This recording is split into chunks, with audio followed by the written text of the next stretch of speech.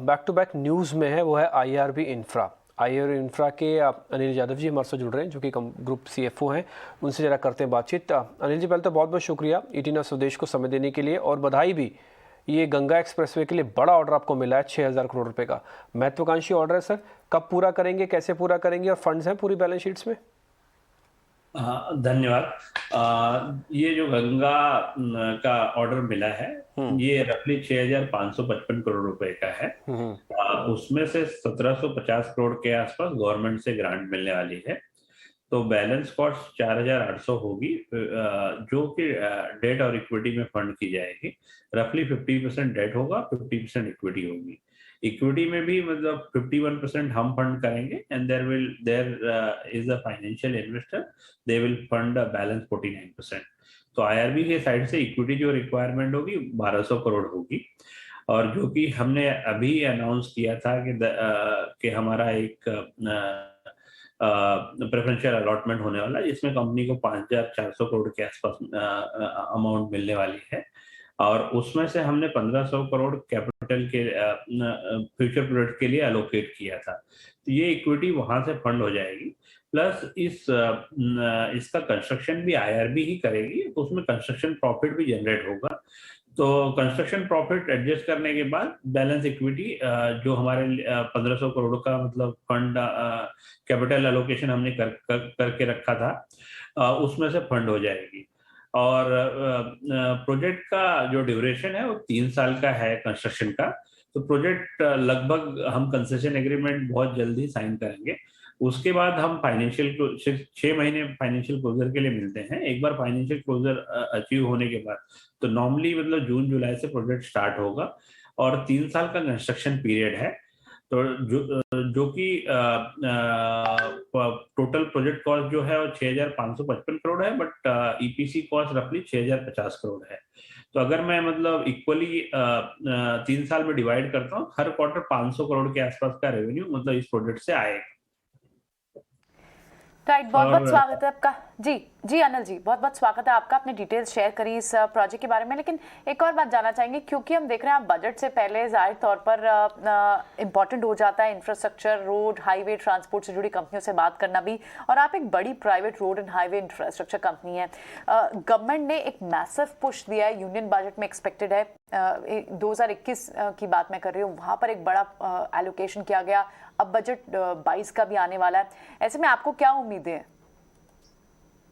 तो I think government even pre budget also PM गति शक्ति प्लान जो लेके आए हैं, उसमें से 1,11,00,000 करोड़ का इन्वेस्टमेंट की बात कर रहे हैं। उसमें 20 लाख करोड़ का इन्वेस्टमेंट रोड एंड हाईवे में होने वाला है। तो देन डेफिनेटली मतलब गवर्नमेंट का पुश इंफ्रास्ट्रक्चर सेक्टर में है, and which will be demonstrated in the budget also.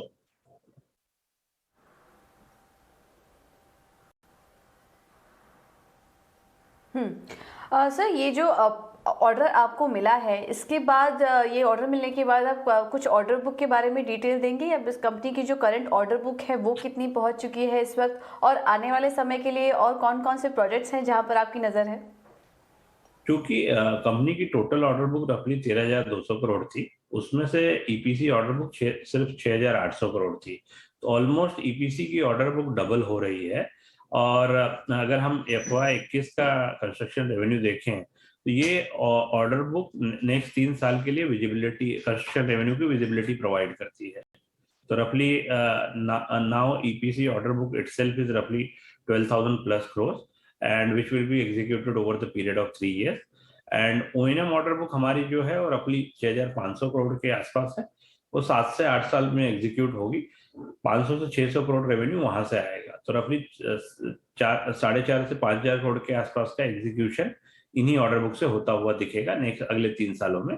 और जो हम नया ऑर्डर बुक विन करेंगे, definitely those will be the additional. अच्छा सर, एक चीज़ बड़ी इंटरेस्टिंग है, मैं तो भी पढ़ रहा था आपके बारे में, तो मेरे को पता लगा ये जो मुंबई पुणे वाली रोड है आपने बनाई, बहुत शानदार बनाई है सर। बहुत लोग वहाँ से जाते हैं तो बहुत तारीफ़ करते हैं मुंबई पुणे वाली रोड के बारे में। अच्छा, एक चीज़ मेरे को सर आपसे और पता करना था, ये कितने ऑर्डर्स आपको और मिल सकते हैं जिसमें आपने बिड किया हुआ है? ये इसी फाइनेंशियल ईयर का बताना चाहें तो वो बता दीजिए, नहीं तो अगले फाइनेंशियल को भी इंक्लूड करना है तो वो भी बता दीजिए। तो I think bidding continuous process है और हम कंटिन्यूअसली बिड करते रहते हैं। तो जैसे कि हमने इस साल के लिए बताया था कि हम 6 से 9,000 करोड़ के आसपास की ऑर्डर बुक लेने की कोशिश करेंगे। उसमें से रफली 8,000 करोड़ ऑर्डर बुक हमको ऑलरेडी मिल चुकी है। तो एक दो प्रोजेक्ट इस फाइनेंशियल ईयर में हम और कोशिश करेंगे लेने की, और अगले फाइनेंशियल ईयर में भी मतलब 6 से 8,000 करोड़ का ऑर्डर बुक बैक करने का हमारा मोटिव होगा। और उसमें भी कंसिडरिंग गवर्नमेंट इतना इंफ्रास्ट्रक्चर पे पुश कर रही है, then definitely there will be a sufficient order book to get a 6 to 8,000 crores of order book। और हमारा जैसे कि मतलब पहले से रहा है कि हम बीओटी, टीओटी और हैम के ऑर्डर प्रेफरेंस में बिडिंग करते हैं। फर्स्ट प्रेफरेंस हमारा बीओटी का होता है, सेकंड टीओटी, थर्ड इज हैम, और ईपीसी प्रोजेक्ट में हम बिड नहीं करते। ठीक है, आपके रनिंग प्रोजेक्ट पोर्टफोलियो की बात कर लेते हैं एक बार अनिल जी। लगभग आपके पास 25 प्रोजेक्ट्स हैं, जिसमें से 23 तो हाईवे प्रोजेक्ट है और एक एयरपोर्ट है। इनका अगर आप हमें कंप्लीशन स्टेचर बता पाएं, एयरपोर्ट प्रोजेक्ट जो आपका सिंधुदुर्ग डिस्ट्रिक्ट में चल रहा है महाराष्ट्र के, वो कहाँ तक पहुंचा है? सिंधुदुर्ग का प्रोजेक्ट ऑलरेडी कंप्लीट हो गया है, और हमारे जो मतलब सारे प्रोजेक्ट हैं, तो अगर मैं मतलब सेगमेंट वाइज ब्रेकअप दे दूं, हमारे 7 प्रोजेक्ट पब्लिक इन्वेट में हैं जो एक लिस्टेड इन्वेट है। हमारे 9 प्रोजेक्ट जो हैं वो प्राइवेट इन्वेट में है, जिसमें government of Singapore 49% stake own करता है, एंड दे हैव इन्वेस्टेड रफली 4,400 crores couple of years back for 49% stake.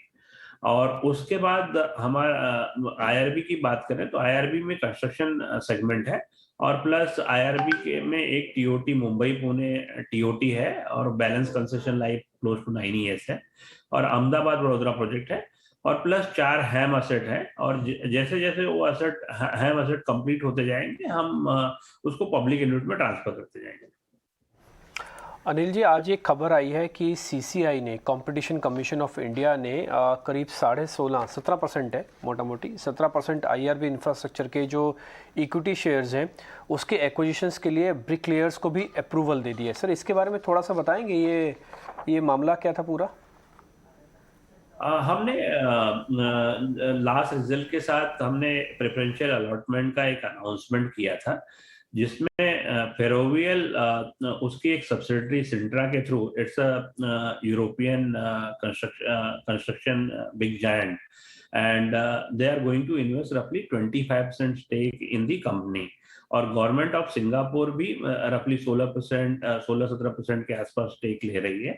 तो ये मतलब almost by this preferential allotment company को 5,400 करोड़ रुपए मिलेंगे, और मिस्टर वीरेंद्र मैस्कर जो 57% ओन करते थे, his stake will come down to 34%, and he will be a single largest shareholder, and he will retain the management control. And in terms of the board composition post this deal, there will be a couple of directors from IRB side and couple of directors from Ferrovial side. ठीक है अनिल जी, इस details बताने के लिए शुक्रिया। लेकिन एक last सवाल आपसे पूछना चाहेंगे गंगा एक्सप्रेसवे के बारे में। कितना बड़ा मैग्नीट्यूड आप इस प्रोजेक्ट, आपने तो एक ऑर्डर बैक किया ही है, लेकिन अगर इस प्रोजेक्ट को समझना चाहे आपसे गंगा एक्सप्रेसवे, तो कितना बड़ा मैग्नीट्यूड है इसका? तो मैग्नीट्यूड तो मैम इससे एक हमारी order book, EPC order book almost double हो गई है, और यह प्रोजेक्ट मतलब आईआरबी में लार्जेस्ट बीओटी प्रोजेक्ट है। यह ग्रीन फील्ड प्रोजेक्ट है, और 3 साल का कंस्ट्रक्शन होगा। 30 years का मिनिमम कंसेशन पीरियड है, but based on the current traffic we believe that the project will be of 36 years। बहुत शुक्रिया अनिल जी, आज हमसे बात करने के लिए। आईआरबी इंफ्रा के मैनेजमेंट से हम बात कर रहे थे। हाल ही में एक बड़ा thank you very much for giving this opportunity. जी, अपना समय देने के लिए मैं बहुत बहुत शुक्रिया। फिलहाल मैनेजमेंट से बात कर रहे थे, समझने की कोशिश कर रहे थे कि आगे किस तरह के फ्यूचर प्लान्स हैं। बजट से पहले infrastructure companies, highway, road, travel, transport, ये सारी इंफ्रास्ट्रक्चर कंपनीज फोकस में होती हैं। इसलिए इस कड़ी में हमने कोशिश की अपने व्यूअर्स को एक बड़ी कंपनी के मैनेजमेंट से उनके रोड मैप्स पर बात करने के लिए की कोशिश की कि उनके रोड मैप के बारे में हम अपने व्यूअर्स को बता पाएँ।